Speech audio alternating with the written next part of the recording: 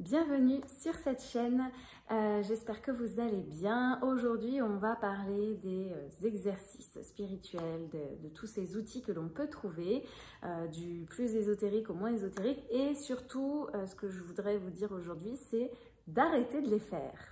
Mais avant d'en parler, je m'appelle Aurélia Réquebus, je suis thérapeute spirituelle et je me connecte à votre conscience supérieure pour vous aider à penser vos blessures d'âme, à rallumer votre flamme intérieure pour illuminer votre vie, la faire briller d'un nouvel éclat pour tout simplement être plus sereine et plus épanouie. Et donc aujourd'hui, je voulais parler de justement tous ces outils spirituels que moi-même j'utilise pour moi d'abord, que moi-même je transmets. Et je voulais juste vous montrer par cette vidéo que c'est pas parce que c'est spirituel que c'est mieux. C'est pas parce que c'est ésotérique que c'est mieux, que ça y est, on est dans l'éveil, que nous, on est quelqu'un d'éveillé et que grâce à nous, la planète va mieux aller. Mais non, en fait. Il y a plein de gens dans leur vie, ils vont jamais voir de thérapeute et pourtant ils vont évoluer et pourtant ils vont acquérir une certaine forme de sagesse et pourtant ils vont guérir des blessures. Il n'y a pas besoin, il n'y a pas un outil qui est meilleur qu'un autre, il n'y a pas de produit miracle, ça vaut dans tous les domaines, mais la spiritualité en fait partie, donc c'est juste que très souvent je vois que on vient me voir pour me dire « Ah mais j'ai fait tel outil, oh là là c'était génial, tout ce qu'elle m'a dit c'est exactement moi, c'est trop bien cet outil, genre c'est le meilleur ». Et c'est normal en fait de s'accrocher à ça, notre ego fonctionne comme ça, moi-même j'ai fonctionné comme ça. Mais en fait, très probablement que ce que cette personne vous a dit, elle est arrivée à la toute dernière marche de votre processus. Et qu'en fait, s'il faut, ça fait bien longtemps qu'on vous dit exactement la même chose, de façon différente, avec des outils différents. Mais à ce moment-là, vous n'étiez pas prête à accueillir, à recevoir, à être dans l'ouverture nécessaire pour intégrer cette information.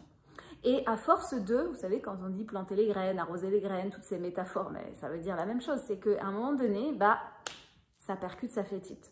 Moi-même, j'ai vécu ça, pas du tout dans le domaine de la spiritualité, mais plus dans le développement de son entreprise, où j'entendais encore les mêmes choses et ça me gonflait. Je dis, mais je sais déjà ça. Oui, je sais, et pourtant, il ne se passe rien, il ne change pas. Parce que c'était mon ego qui était blessé, qui ne voulait pas voir qu'il avait besoin de s'ouvrir et de s'améliorer et de changer quelque chose. Et il était, encore une fois, il était persuadé d'avoir raison, il ne voulait surtout pas lâcher le morceau. Et un jour, une autre personne a dit exactement la même chose. Et là, j'ai senti un truc dans mon corps, comme un courant d'énergie qui me traversait. Et là, ça y est, enfin, ça a percuté. Vous savez, quand on dit putain, ça y est, ça a percuté. Ben moi, je suis un diesel. Moi, je fonctionne comme ça et il m'en faut parfois beaucoup avant d'intégrer les choses. Et pourtant, ce qu'il a dit, c'était pas spirituel. Et pourtant, ce qu'il a dit, c'était pas un truc ésotérique. Mais c'est le même fonctionnement, le même principe. Et donc, ça se vaut aussi dans la spiritualité. Donc, attention à ne pas faire, déjà à ne pas mettre un outil, une pratique au-dessus d'une autre, parce qu'elles se valent toutes. Tous les chemins mènent à Rome, les chemins sont tous différents et il va falloir juste trouver le vôtre et de construire en lien avec qui vous êtes à l'instant T, au bon moment, le bon écosystème à ce moment-là qui va vous permettre d'intégrer telle image, telle sensation, tel concept, telle prise de conscience. Et arrêter avec aussi du coup la surenchère d'exercices, la surenchère d'outils. Combien de fois moi qui me disent « Ah oui, mais là j'étais déçue, moi j'aurais voulu qu'il y ait une méditation, j'aurais voulu qu'il y ait tel truc, j'aurais voulu qu'il y ait ça, qu'il y ait ça, qu'il y ait ça. » Oui, ok, j'entends, je comprends, c'est normal parce que vous avez vraiment envie de vous en sortir, vous avez vraiment envie que ça cesse. Et en même temps, c'est parce que vous êtes dans ce processus de contrôle, à vouloir faire, que vous faites, sans être. Vous faites avec votre mental, vous ne faites pas avec votre cœur, donc vous ne faites pas avec votre être tout entier. Et en fait, vous êtes dans un processus, non pas d'ouverture, mais de fermeture. Donc vous faites des outils. Et encore une fois, si je me permets de le dire, c'est parce que moi aussi, je l'ai fait pendant 1 an. J'ai fait une to-do list, vraiment. J'ai écrit sur le papier toutes les choses que je voulais libérer au niveau karmique. Ça, c'était quand j'apprenais, quand je suivais la formation de libération karmique d'Emmanuel Ferrand. Donc, protocole que je pratique toujours aujourd'hui, que je transmets. Mais à la base, quand je me suis formée, je l'ai utilisé pour moi d'abord. Je me suis auto-thérapeutisée. Et qu'est-ce que j'ai fait en bonne Capricorne, alors je suis Scorpion, mais ascendant Capricorne, qui est, voilà, il faut que ce soit carré, organisé, etc. J'adore les planifications, bon bref. Et bien, qu'est-ce que j'ai fait? J'ai fait une to-do list et j'ai marqué, ok, alors je veux travailler toutes mes blessures de l'âme au niveau karmique. Donc, j'ai écrit blessure d'abandon, blessure d'injustice, blessure d'humiliation, rejet, trahison. Et après, parce qu'à l'époque, il fallait plusieurs séances pour libérer une thématique, maintenant c'est bien plus rapide. Et donc, j'ai marqué combien de séances, combien j'avais de vie antérieure que je pouvais libérer grâce à ce protocole pour chaque blessure. Et j'ai inscrit le nombre de séances qu'il me fallait. Et donc, je les ai fait à la suite et je les ai enchaînées. Alors, j'ai essayé de respecter une semaine de délai entre chaque, donc ça a pris du temps, donc ça me faisait chier. Donc en fait, je le faisais genre, bon allez, je dois faire ma tâche aujourd'hui. Je le faisais pas parce que je ressentais un besoin de libérer quelque chose que j'étais bloquée. Non, c'est que ça allait tellement pas bien que je voulais absolument me débarrasser de tout ce qui pouvait me polluer. Donc je dis pas que j'ai pas nettoyé des choses, mais j'étais plus... Mon intention originelle était une intention de contrôle, de diriger quelque chose, d'être aux commandes de quelque chose qui normalement nécessite un abandon et un lâcher-prise total au profit de son âme, sa conscience supérieure. C'est elle qui va vous guider vers le meilleur moment. Donc c'est pour ça qu'on dit saisir les opportunités, tout ça, c'est parce que la vie, elle nous guide en fait, elle nous guide vers là où l'endroit, la chose qu'on est prête à libérer. Et petite anecdote par rapport à ça, pour ma blessure d'abandon, qui est ma blessure principale, une de mes blessures principales aujourd'hui, moi en tant qu'Aurélia, ici et maintenant. Donc ma blessure d'abandon, il me semble que j'avais une dizaine de vies à libérer. Et en fait, parce que je teste au pendule, le pendule m'indiquait que je ne pouvais libérer qu'une vie à la fois. Sachant que il fallait une semaine, normalement, d'écart entre deux libérations pour laisser le temps au corps d'intégrer peut-être la libération. Autant vous dire que quand j'ai vu ça, ça m'a fait chier. Mais vraiment. Et bien, qu'est-ce que j'ai fait? Contrôle. J'ai demandé tous les jours au pendule combien de vies je pouvais libérer. Tous les jours, j'ai été lui demander. Et tous les jours, c'était la même réponse. Mais tous les jours, j'y allais. Parce que je voulais absolument libérer plus vite. Ça me faisait chier. Parce qu'en plus, je sais très bien que c'est ma blessure principale. Donc, je voulais m'en débarrasser le plus possible au niveau karmique. Même si je sais qu'il y a des vies qu'il faut conscientiser, tout ça, voilà, tout ça, je sais. Mais je voulais celle qui m'emmerdait, je voulais m'en débarrasser, en fait, que ça me soulage. Et ben non. Là, on m'a fait comprendre que non, là tu vas y aller progressivement et que justement c'est suffisamment lourd pour qu'il y ait besoin d'une séance à chaque fois. Donc oui, j'ai ressenti des choses à chaque séance, mais j'étais encore une fois dans une intention, un processus qui était vraiment rigide et contrôlant. Et qu'est-ce que j'ai fait à cette époque? Eh bien, j'ai pas attendu une semaine entre ces séances. J'y suis allée tous les 2-3 jours. Bizarrement, à la fin, j'étais fatiguée. Donc, vous voyez que l'intention de « je veux libérer quelque chose », finalement, en termes de conséquences, m'a mis plus dans un processus de fermeture, de contrôle et surtout de non-bienveillance de moi-même, de non-écoute de mon corps. Donc, ce que je veux dire à travers cette vidéo, c'est qu'il n'y a pas un outil meilleur qu'un autre. Essayez, testez, pratiquez.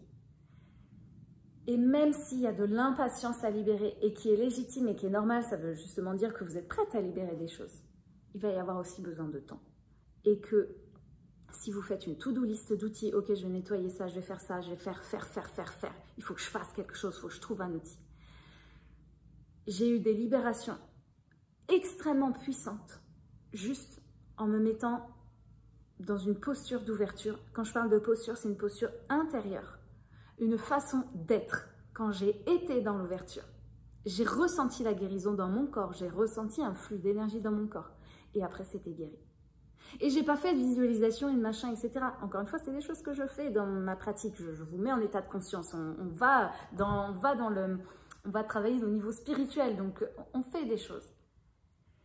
Mais c'est juste pour vous dire que parfois, les choses les plus simples sont les meilleures. Donc, si vous vous voyez vouloir faire des choses, il faut encore que je fasse ça et j'y arrive pas. C'est peut-être parce que justement, quand vous les faites, vous êtes dans le mental et pas dans le cœur. Et la guérison, elle passera toujours par le cœur. Toujours. C'est pour ça qu'il y a des moments où on a besoin d'un thérapeute qui va nous guider et qui va faire office de protection à la place de notre mental pour que lui puisse se reposer et qu'enfin on puisse aller toucher le cœur. C'est vraiment un processus du cœur, la guérison. C'est l'amour en fait, vraiment l'amour avec un grand A. Et parfois juste en observant mon fils et en me posant des questions à quoi il me renvoyait et que enfin d'un seul coup, ça y est, la réponse elle tombe. Mais en fait, c'est ma propre peur de trucmuche de ceci. Oh putain, et d'un seul coup, vous voyez, J'ai fait le geste sans m'en rendre compte. Les bras m'en tombent. Vous voyez, quand on dit baisser les armes, pas baisser les bras, laisser tomber les armes en fait. Arrêtez de lutter. Et c'est là où ça s'ouvre. Et après, il n'y a rien d'autre à faire. Laissez-vous vivre et les choses vont se découler d'elles-mêmes. Voilà ce que je voulais vous dire aujourd'hui. Je ne sais pas si ça vous parle. Peut-être que vous aurez envie justement de comprendre. Si vous avez la sensation d'être là-dedans, ça ne veut pas dire qu'il faut tout arrêter. Peut-être juste faire une pause. Peut-être se concentrer du coup sur une façon de faire. Peut-être juste de prendre conscience que, ok, là je suis peut-être dans le mental, je vais peut-être faire une pause et arrêter un certain temps et revenir et me concentrer que sur une façon de faire, une pratique, un outil. Et puis quand j'aurai eu la sensation de l'avoir exploré à fond, entre guillemets, bah j'en testerai une nouvelle.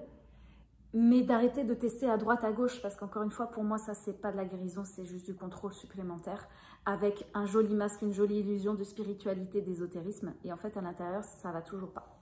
Et c'est ce qu'on pourrait appeler d'ailleurs le fameux ego spirituel. Voilà. Mais on pourrait développer encore plus le sujet. Mais je vais m'arrêter là, sinon ça va faire une vidéo beaucoup trop longue. Voilà, si vous avez envie de discuter du sujet, je serais ravie de pouvoir répondre à vos questions, à vos interrogations. Vous pouvez le faire à travers les commentaires qui se trouvent sous la vidéo. Vous pouvez aussi me contacter par message. On peut aussi s'appeler si justement vous êtes dans un processus où voilà, vous avez essayé plein de choses, maintenant vous voulez vous recentrer et être plus dans ce processus d'ouverture. Voilà, moi je vous accompagne à faire ça. C'est mon métier, c'est ma façon d'être, de permettre cette ouverture justement pour accueillir ce qui arrive. Si vous voulez commencer à amorcer quelque chose, voir comment ça se passe, voilà, vous voulez vous mettre le pied à l'étrier, eh bien j'ai créé des ressources qui vous sont offertes. Donc c'est des parcours initiatiques, il y a des guides, il y a des exercices, il y a des méditations, il y a des choses à faire. Mais c'est juste pour vous montrer à quel point la spiritualité, elle a besoin de s'incarner, elle a besoin d'être concrète. Elle a besoin de donner, son objectif c'est de donner du sens à notre vie matérielle. Et que ensuite notre vie matérielle soit inspirée par quelque chose de plus subtil et plus spirituel. Voilà, les deux sont en connexion permanente.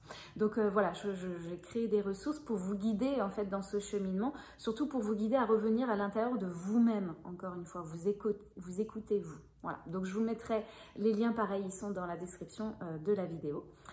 Merci d'avance pour vos pouces. Les likes sous la vidéo parce que forcément ça permet à la vidéo d'être plus vue et donc qu'il y ait plus de gens qui puissent profiter de ce que je peux diffuser. Si cette vidéo vous a plu, je vous invite à vous abonner à la chaîne pour être notifié dès qu'une prochaine vidéo sortira et ça valorise également mon travail et m'encourage à continuer. Merci beaucoup pour votre soutien, pour vos questions et je vous dis à très bientôt pour une prochaine vidéo. Salut, salut!